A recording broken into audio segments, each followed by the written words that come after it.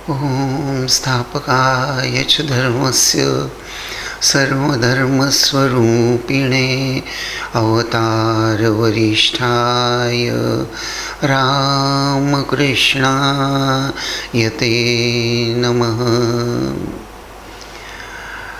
आइए मणीन्द्र कृष्ण गुप्त की कहानी को आगे बढ़ाते हैं। जैसा कि कहा कि बचपन से ही मणीन्द्र बाबू उन्हें सौंदर्य बोध कहिए, निसर्ग सौंदर्य देखने का आनंद कहिए, हरी भरी खेती और झरने, तो इस तरह से ये सब बातें उन्हें बहुत अच्छी लगती थी। एक तरह से साफ महसूस होता है कि वे बड़े भावुक मन के थे, जिसके लिए अक्सर हम लोग कभी कभी कवि मन ऐसा शब्द भी इस्तेमाल करते हैं। कवि हृदय, भावनाशील, ऐसे मणीन्द्र नाथ थे। और 1885 श्री श्री रामकृष्ण देव उनको कर्क रोग चालू हो गया और दक्षिणेश्वर से उनको श्यामपुकुर चिकित्सा के लिए लाया गया।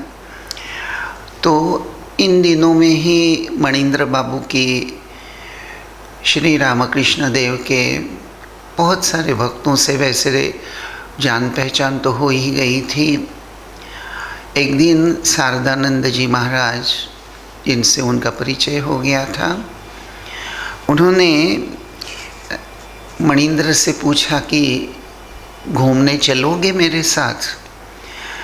ऑफ कोर्स इसके पहले भी मणीन्द्र कृष्ण गुप्त शारदानंद महाराज के साथ घूमने तो गए थे। तो उनको लगा कि हाँ, उसी तरह आज भी जाना है, इसलिए वे उनके साथ चले गए। तब शारदानंद जी महाराज ने बड़े स्पष्ट रूप से बोल दिया कि आज मैं तुमको टहलने के लिए नहीं ले जा रहा हूँ, आज मैं तुमको एक अन्य जगह ले जा रहा हूँ। श्यामपुकुर में श्री श्री ठाकुर को हम लेकर आए हैं, वहाँ उनकी चिकित्सा होने वाली है, वहीं मैं तुमको ले जा रहा हूँ। और मणीन्द्र को लेकर शारदानंद जी जब श्यामपुकुर में श्री श्री ठाकुर के कमरे में आए तो वहाँ कमरे में स्वामी विवेकानंद, महेंद्रनाथ गुप्त और कोई डिवोटी बैठे हुए थे। श्री श्री ठाकुर बिछाना जो था उस पर लेटे हुए थे। ठाकुर ने मणीन्द्र को देखा और धीरे से अपने पास बुलाया और उसके कानों में कुछ कह दिया। शारदानंद जी ये देख रहे थे और थोड़ी देर के बाद में जब वापस जाने के लिए निकले, शायद शारदानंद जी महाराज ने उससे पूछा कि मणीन्द्र क्या बात है? ठाकुर ने कानों में बड़ी धीमी आवाज़ में तुमको कुछ कहा, क्या कहा? तो मणीन्द्र बाबू तो पहले तो कुछ बोलना नहीं चाहते थे, तो सिर्फ उन्होंने इतना ही जवाब दिया कि हाँ, ठाकुर ने मुझे फिर से बुलाया है, किसी दिन चले आना, ऐसा मुझे कहा है। वास्तविक हकीकत तो ये थी कि श्री श्री ठाकुर ने मणीन्द्र के कान में धीरे से कहा था कि कल जरूर आना। खैर, मणीन्द्र की यह बात सुनकर शारदानंद जी बहुत खुश हो गए और उन्होंने कहा कि तुम बड़े भाग्यवान हो जो ठाकुर ने तुमको बुलाया है। वैसे तो हम लोगों को भी ठाकुर ने इतने इंटीमेटली नहीं कहा कि आ जाना करके, तुम बड़े भाग्यवान हो। खैर, उसके बाद में मणीन्द्र ने जो वर्णन किया है, कभी कभी हमारी जो व्यावहारिक दृष्टि होती है, इस व्यावहारिक दृष्टि से हम लोग जब सोचते हैं तो ऐसा लगता है कि ये सब क्या है। ये मणीन्द्र एक 12-13-14 साल का ज़्यादा से ज़्यादा मुश्किल से एक यंग लड़का, और वो वर्णन कर रहा है। तो उसकी बातें अगर उनकी स्मृति कथा हम पढ़ते हैं तो हमारे जैसे सामान्य लोग तो कभी कभी उस बात को अतिरंजित ही मान लेते हैं, लेकिन ठीक यही बात सोच समझकर ही मणिंद्र बाबू ने अपनी जो कहानी लिखी है वहाँ वे लिखते हैं कि देखिए, मैं छोटा था तो मेरे वर्णन करने की जो पद्धत है उसको लेकर शायद आप एग्जैगरेशन या अतिरंजित बात बोल सकते हैं, लेकिन एक बात यहाँ मैं सुस्पष्ट कहना चाहता हूँ कि जो परम सत्य होता है वह त्रिकाला बाधित होता है, वह हमेशा से ही सत्य होता है, और वह जो अनुभूति होती है सत्य की वह कभी झूठी नहीं हो सकती। एक छोटा सा उदाहरण देकर मणिंद्र बाबू अपनी मन की बात समझाते और कहते हैं कि देखिए, चंद्र जब पूनम का चांद ही कहिए या चंद्र दर्शन, घने काले आसमान में अंधकार गहरा छाया हुआ है और उस अंधकार में आसमान में चमकता हुआ चंद्र या चंद्र दर्शन, क्या उसका आनंद एक बच्चे को नहीं होता? तो उसका आनंद और एक यंग लड़के को, उसको भी तो आनंद ही होता है। अर्थात चंद्रमा के दर्शन से आनंद ही होता है। यह जैसा एक सत्य है, मणिंद्र बाबू जैसे इसी बात को दोहराते हुए कह रहे हैं कि भले ही मेरी वर्णना करने की जो पद्धति है शायद आपको अतिरंजित लगती होगी, या शायद मैं एक मैच्योर्ड इंसान उस वक्त नहीं था, यह भी बात सत्य ही है एक तरह से, लेकिन श्री श्री रामकृष्ण देव के दर्शन का जो अपूर्व अनुभव है, तो जैसे चंद्र दर्शन एक सत्य है, श्री श्री ठाकुर को देखना, उनका दर्शन करना। और मणिंद्र बाबू ने वर्णन किया है कि श्री रामकृष्ण देव ने जैसे ही मणिंद्र उनके कमरे में पहुंच गए तो बाकी सब लोगों को कमरे में जो थे उनको बाहर जाने के लिए कह दिया, और मणिंद्र को अपने पास बिठाकर ठाकुर ने पूछा कि इतने दिन कहाँ थे तुम?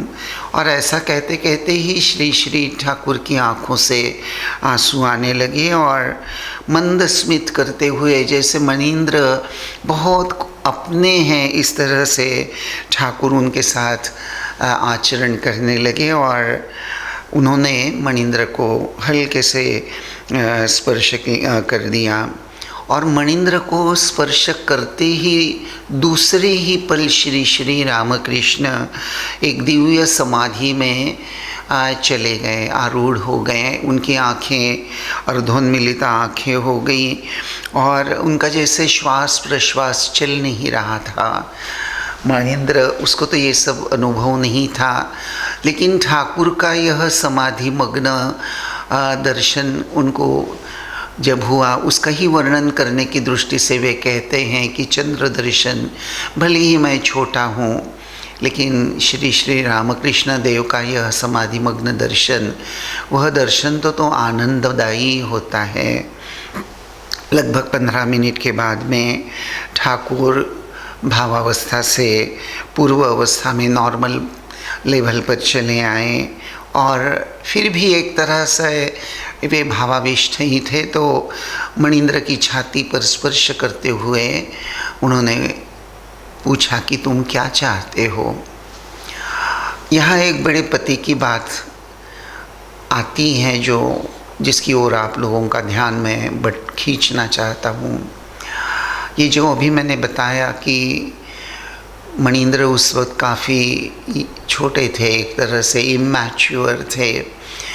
साक्षात भगवान श्री रामकृष्ण उनसे पूछ रहे हैं कि तुमको क्या चाहिए, तो बात वही होती है। मणिंद्र ने बड़े सहज ढंग से भावुक होकर अपनी मन की बात बोल दी कि मुझे निसर्ग बहुत अच्छा लगता है, ये बहुत अच्छा लगता है।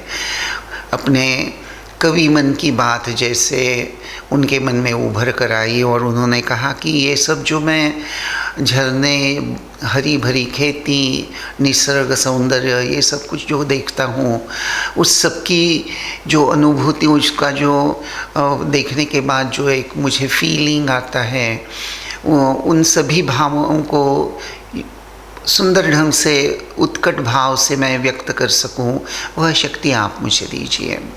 देखिए, ये सब पढ़ने के बाद, सुनने के बाद थोड़ा अगर सोचने लगे तो कुछ हंसी भी आती है और एक बात स्पष्ट भी हो जाती है कि अगर हम ठीक से अपने आप को प्रस्तुत नहीं करते हैं तो जो मांगना चाहिए वह मांगने के बजाय हम कोई बहुत छोटी चीज़ ही मांग लेते हैं और अपने आप को तृप्त समझ लेते हैं।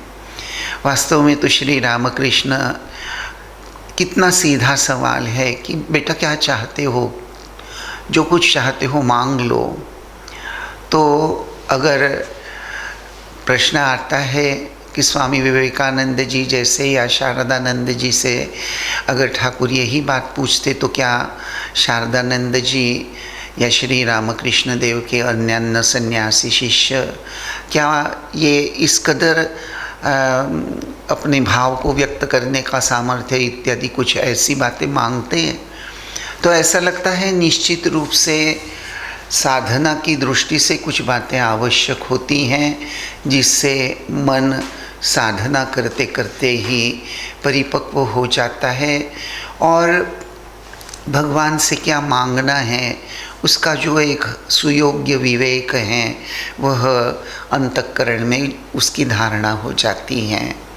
ऑफ कोर्स ऐसा कहते हैं कि साधक के जीवन में कुछ बातें बड़ी आवश्यक होती हैं कि एक साधक को अध्यात्म ज्ञान संबंधी तीव्र जिज्ञासा होनी चाहिए। सिर्फ जिज्ञासा नहीं, इस जिज्ञासा पूर्ति के लिए उसके मन में एक अपूर्व उत्साह होना जरूरी होता है। बुद्धि की तीक्ष्णता आवश्यक है और उसी के साथ साथ जब तक मैं अपना ध्येय प्राप्त नहीं कर लेता, मैं प्रयत्न पूरी शक्ति सामर्थ्य के साथ प्रयत्न करता ही रहूँगा, इस प्रकार की एक ज़िद भी होनी चाहिए।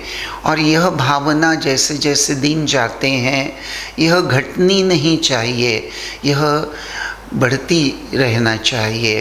तो साधक के जीवन में ये चार बातें बड़ी आवश्यक होती हैं, मानी जाती हैं।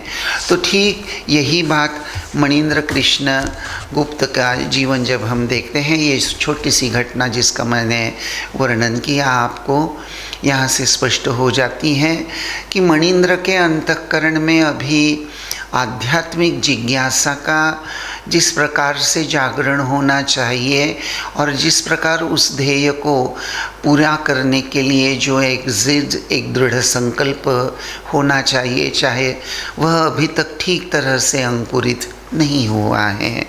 अर्थात भगवान के सामने जब बात आती है, मणीन्द्र को ठाकुर के सामने बहुत रोना आ गया।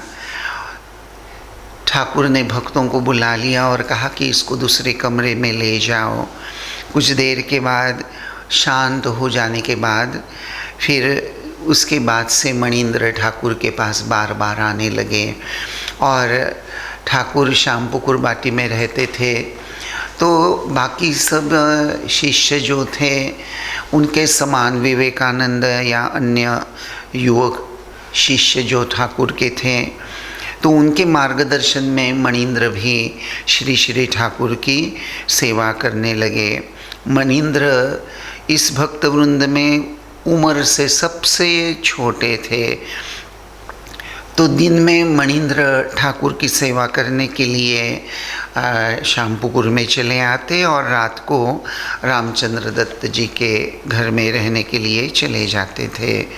तो इस तरह से दिन जा रहे थे और 1 जनवरी का वर्णन आता है जहाँ हम देखते हैं कि श्री श्री रामकृष्ण देव, जिन्होंने उस दिन कल्पतरु का रूप धारण किया था।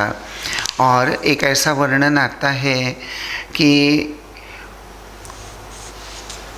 उस दिन जब कल्पतरु दिन हुआ था या उसके पहले भी शायद दोल पूर्णिमा का दिन था और सभी लोग रंग खेलने के लिए चले गए थे, लेकिन मणिंद्र जो ठाकुर को पंखा झला रहे थे उन्होंने ठाकुर को पंखा झलाना नहीं छोड़ा। ठाकुर बार बार बोल रहे थे कि जाकर तुम रंग खेलो, लेकिन मणिंद्र नहीं गए।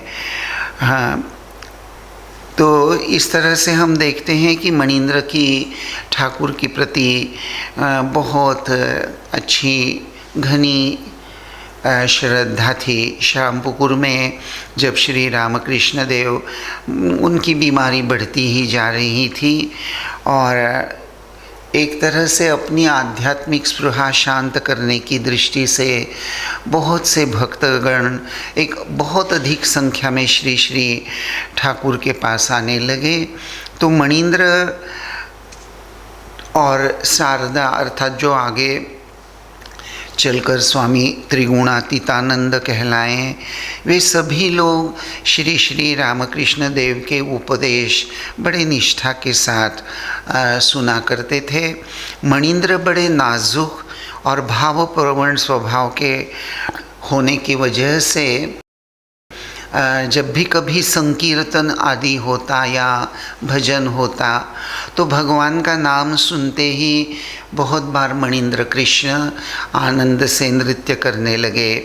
30 अक्टूबर 1885 ये घटना है जिस दिन श्री रामकृष्ण महेंद्रनाथ गुप्त कहते हैं, देखो मणिंद्र का ना प्रकृति भाव है,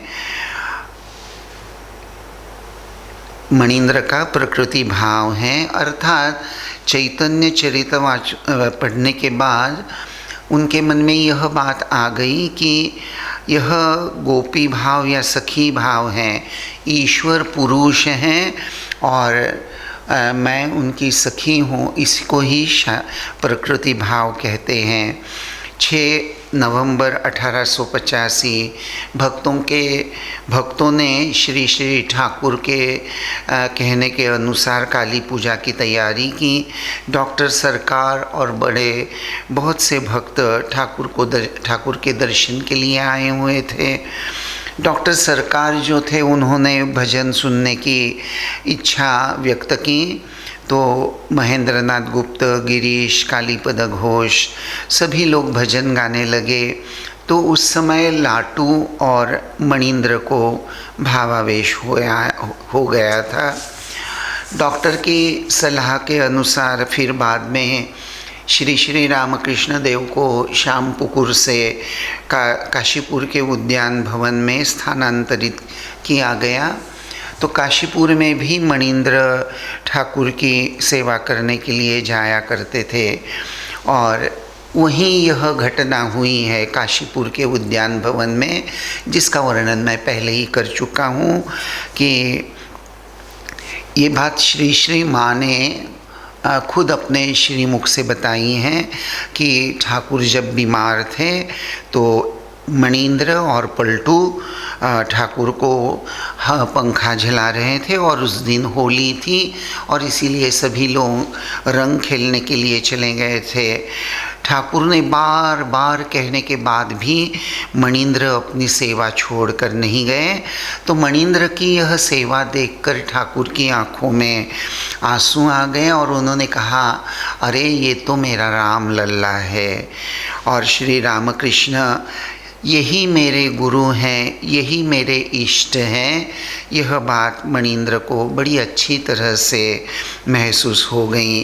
कुमुदबंधु सेन करके एक भक्त थे, उन्होंने एक बार उनसे मंत्र दीक्षा के बारे में जब पूछा तब उन्होंने कहा कि एक बार मैं अर्थात मणिंद्र कृष्ण श्री श्री ठाकुर के पास बैठे हुए थे और उसी समय महिम चक्रवर्ती वहाँ आए हुए थे और उन्होंने कहा, महिम चंद्र चक्रवर्ती जो है, उन्होंने कहा कि कल रात मैंने एक सपना देखा और उस सपने में मैंने देखा कि मैंने मणिंद्र को मैं मंत्र दे रहा हूँ। तो जैसे ही यह बात महिम चक्रवर्ती से ठाकुर ने सुनी तो ठाकुर बोल उठे कि क्या मंत्र दिया तुमने सपने में मणिंद्र को? तो कौन सा मंत्र दिया? क्या तुम वह मंत्र मुझे बता सकते हो? क्या वह मंत्र तुम्हें याद है? तो महिम चक्रवर्ती ने उस मंत्र का उच्चारण श्री श्री ठाकुर के सामने किया और देखते ही देखते ठाकुर वह मंत्र सुनकर समाधिमग्न हो गए। और उसके बाद में जब वे स्वाभाविक अवस्था में आ गए तो उन्होंने महिम चक्रवर्ती से कहा कि यह मंत्र मणिंद्र को दे दो। श्री रामकृष्ण देव के महासमाधि के बाद महिमा जो थे उनके कहने के अनुसार ही मणिंद्र गेरुआ वस्त्र धारण करते हुए रहने लगे। बराहनगर में ठाकुर के सन्यासी शिष्य उनके निकट संपर्क में रहते थे, लेकिन बाद में उनको घर जाना पड़ा। घर जाने के बाद उन्होंने विवाह किया, उनको कुछ संतानें भी थी, लेकिन ये सब होते हुए भी मणिंद्र निश्चित रूप से श्री श्री ठाकुर के प्रति संपूर्ण रूप से समर्पित रहे। आलम बाज़ार मठ, बेलूर मठ, दक्षिणेश्वर, योगोद्यान, यहाँ वे नियमित जाया करते थे। श्री रामकृष्ण देव के इस जन्म का कोई उत्सव का आयोजन जब होता था तो भक्त भी उनको अक्सर निमंत्रित करते थे। ठाकुर के सन्यासी शिष्य और गृही शिष्यों के निकट संपर्क में रहने के कारण ही श्री श्री माता जी भी मणिंद्र पर खूब प्रेम क्रिया करती थी। उनका उन पर विशेष स्नेह था और मणिंद्र के प्रभाव से ही कह सकते हैं कि उनके कुटुंब के बाकी जो दूसरे सदस्य थे उन सभी ने श्री श्री माँ से मंत्र दीक्षा प्राप्त कर ली थी और उनका जीवन इसी तरह एक तरह से साधना पूत जीवन भगवान के चिंतन में बीत रहा था। देखते देखते समय तो कभी रुकता नहीं है, समय बढ़ता ही रहता है। मणिंद्र कृष्ण के जो बेटे थे वे धीरे धीरे अर्थार्जन करने लगे और उसके फलस्वरूप मणिंद्र की आर्थिक व्यवस्था या आर्थिक परिस्थिति जो है उसमें बदलाव आता गया, उसमें सुधारणा होती गई। मास्टर महाशय स्वामी शिवानंद, स्वामी शारदानंद, ये सभी लोग मणिंद्र कृष्ण के घर आया जाया करते थे और स्वामी शारदानंद जी के कहने के या विनती करने के बाद ठाकुर के बारे में अपनी जो यादें हैं जिसको हम स्मृति कथा कह सकते हैं, तो मणिंद्र कृष्ण दत्त ने अपनी श्री श्री ठाकुर की स्मृतियाँ उसको लिपिबद्ध किया, उसको लिख लिया, जिसको उद्बोधन में जो रामकृष्ण संघ का बंगाली मासिक पत्रिका जो है निकलती हैं तो उसमें क्रमशः मणिंद्र के ये जो संस्मरण है उसका प्रकाशन किया गया। उसके बाद में मणिंद्र कृष्ण रिटायर्ड हो गए और रिटायर्ड हो जाने के बाद में जितना हो सके ज़्यादा से ज़्यादा समय वे श्री श्री ठाकुर के चिंतन में और श्री श्री ठाकुर को लेकर वार्तालाप चर्चा करने में ही मगन रहते थे। बाह्यतः उनका जीवन जब देखते हैं तो एक बहुत ही साधारण एक सांसारिक जीवन समान नज़र आता है, लेकिन उनके इस बाह्य जीवन को जरा टटोल कर जब हम उनके अंतर जगत में प्रवेश करने का प्रयास अगर करेंगे तो हमको ये पता चलता है कि उनके अंतर जीवन में श्री श्री ठाकुर की कृपा से जो भक्ति, जो श्रद्धा, जो विश्वास, जो साधना को लेकर एक उत्कट उत्साह, उद्यमशीलता, ये सब बातें जो हैं, इसका जो जागरण हुआ था एक तरह से ठाकुर की कृपा से उनके अंतःकरण में, ये जो आध्यात्मिक एक तरह से बोल सकते हैं वन्नी का मतलब होता है अग्नि। तो एक तरह से यह आध्यात्मिक स्पृहा रूपी अग्नि जो श्री श्री ठाकुर की कृपा से उनके अंतर्मन में प्रज्वलित हो गया था, वह कभी शांत नहीं हुआ। जैसे होमाग्नि होता है, होम में समिधा डालकर अग्नि जलाते हैं और उसमें आहुति देते जाते हैं घी की, ताकि वह होमाग्नि या धूनी कहिए वह हमेशा प्रज्वलित रहे। तो मणिंद्र कृष्ण बाह्यतः हम देखते हैं कि उनका ब्याह हो गया था, उनके लड़के बच्चे थे, संसार की जिम्मेदारियां निभा रहे थे, लेकिन फिर भी श्री श्री ठाकुर की कृपा से ये जो उनके अंतःकरण में आध्यात्मिक भावना सक्रिय हो गई थी, वे भावना हमेशा से सदैव तेजस्वी ही बनी रही। श्री श्री ठाकुर और उनकी लीला को लेकर जब एक भक्तों के साथ कुछ अपने भाव, कुछ पुरानी यादें बताना शुरू करते थे, तो देखते ही देखते उनकी आँखें आनंदाश्रु से भर जाती थी। मणिंद्र अपने कलकत्ते के मकान में रहते थे। इट वॉज़ 1939, 1939 लगभग वे, उनकी उम्र मणिंद्र की इस समय काफ़ी बड़ी हो गई थी। Most probably it is around 79। और मणिंद्र कृष्ण ने अपना देह छोड़ दिया। वे बड़े सरल मन के और विनम्र, सत्यनिष्ठ और श्री श्री ठाकुर को अपना गुरु, अपना इष्ट मानकर हमेशा एक साधनपूत जीवन यापन करते ही रहे। तो श्री रामकृष्ण देव की इस मधुर लीला में एक अलग ही भूमिका जैसे मणिंद्र कृष्ण निभाते नज़र आते हैं। इसका अगर पूरा निचोड़ निकालना है तो निश्चित रूप से यहाँ मैं इतना ही कहना चाहूँगा कि भगवान की जब कृपा होती है, उनकी कृपा से ही अंतःकरण में मनुष्य जीवन की अपूर्वता, उसका अनन्य साधारण महत्व, मनुष्य जीवन का भगवत प्राप्ति, यह जो मूल उद्देश्य है, यह सब बातें भगवान की कृपा से ही हमारे जीवन में आती हैं।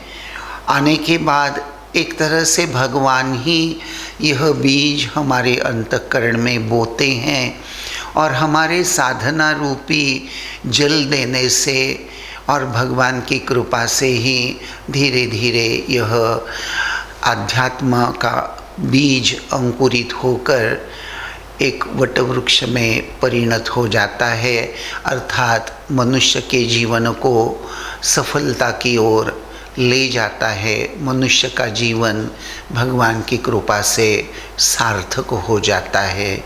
ओम शांति शांति शांति ही। हरि ओम तत्सत। श्री राम कृष्णार्पणमस्तु।